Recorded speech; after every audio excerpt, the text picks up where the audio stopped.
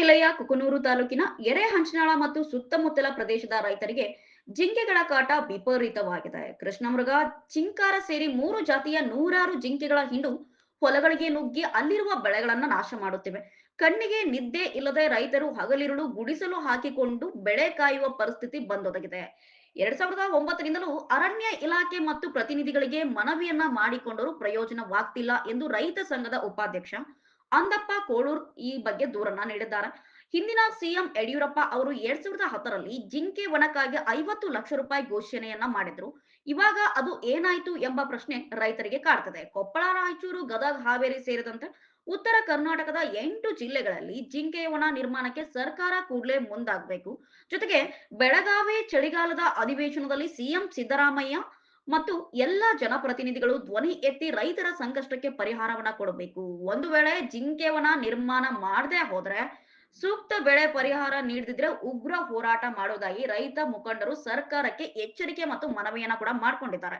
ಈ ನಿರ್ಲಕ್ಷ್ಯ ಮುಂದುವರೆದರೆ ರೈತರಿಂದ ಆರಿಸಿ ಬಂದಿರುವ ಜನಪ್ರತಿನಿಧಿಗಳು ಇದ್ದು ಸತ್ತಂತೆ ಎಂದು ರೈತರು ತಮ್ಮ ಆಕ್ರೋಶವನ್ನ ವ್ಯಕ್ತಪಡಿಸುತ್ತಿದ್ದಾರೆ, ಜೊತೆಗೆ ಹೊರ ಹಾಕ್ತಿದ್ದಾರೆ. ಈಗ ರಾಜ್ಯಾದ್ಯಂತ ಉತ್ತರ ಕರ್ನಾಟಕದಾಗ ಜಿಂಕೆ ಹಾವಳಿ ಹೆಚ್ಚೈತಿ. ಹೆಚ್ಚು ಎಲ್ಲರಿಗೆ ಒಂದು ಮನವಿ ಕೊಟ್ಟು ಎಷ್ಟಂದ್ರೆ 2009ರಿಂದ ಈಗ ಸತತವಾಗಿ ರೈತ ಸಂಘ ಲೆಟರ್ ಕೊಡೋದಾಯ್ತು, ಎಲ್ಲ ಆಯ್ತು, ಹೋರಾಟ ಮಾಡೋದಾಯ್ತು, ಎಲ್ಲ ಮುಗೀತು. ಈಗ ಜಿಂಕೆ ಇದು ಏನಾಗತ್ತಂದ್ರೆ ಕೆಲವೊಬ್ರು ಜಿಂಕೆ ಹಾವಳಿ ಸಲುವಾಗಿ ರೈತರು ಹೊಲ ಬಿತ್ತೋದನ್ನ ಬಿಟ್ರೆ, ಇಲ್ಲ ಕೆಲವೊಬ್ರು ಹೊಲ ಕಾಯಕ ಶಾಲೆ ಹುಡ್ರನ್ನ ಏನೈತಿ ಇವತ್ತು ಬಂದ್ಗಳೇನ ಶಾಲೆಯಿಂದ ಬಿಟ್ಟು ಶಾಲೆ ಯಾವಾಗ ಬಿಡ್ತಿ ಅಂತ ಕಾಯ್ಕಂತಿದ್ದು ಶಾಲೆ ಬಿಟ್ಟುಗಳೇನ ಜಿಂಕೆ ಕಾಯಕ್ ಹೊಲಕ್ಕೆ ಕಳಿಸ್ತಾರೆ.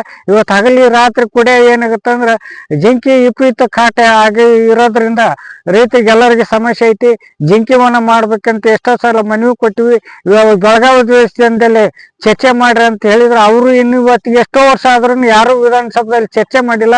ಈಗ ಅದು ಬೆಳಗಾವಿ ದೇಶದಲ್ಲಿ ಒಬ್ರು ಇವತ್ತೇನೈತಿ ಸಂಸದರು ಅದಾರ, ಇವತ್ತು ವಿರೋಧ ಪಕ್ಷ ನಾಯಕರು ಅದಾರ, ಇವತ್ತು ಹಾಲಿ ಸಚಿವರು, ಹಾಲಿ ಸಂಸದರು, ಮುಖ್ಯಮಂತ್ರಿ ಎಲ್ಲರೂ ಅದಾರ. ಇವತ್ತು ಏನ ಬೆಳಗಾವಿ ಅಧಿವೇಶನದಲ್ಲಿ ಚರ್ಚೆ ಮಾಡಿ ಜಿಂಕಿ ವನನ್ನ ನಿರ್ಮಾಣ ಮಾಡೋಂಥ ವ್ಯವಸ್ಥೆ ರಾಜ್ಯ ಸರ್ಕಾರ, ಕೇಂದ್ರ ಸರ್ಕಾರ ಎರಡೂ ಸರ್ಕಾರ ಸೇರಿ ಮಾಡ್ಬೇಕಂತ ಹೇಳಿ ನಾನು ರೈತ ಸಂಘದ ರಾಜ್ಯ ಉಪಾಧ್ಯಕ್ಷ ಈ ಮಾಧ್ಯಮ ಮೂಲಕ ನಮ್ಮ ಮನವಿ ಮಾಡ್ಕೊಂಡಿದ್ದೆ. ಧನ್ಯವಾದ.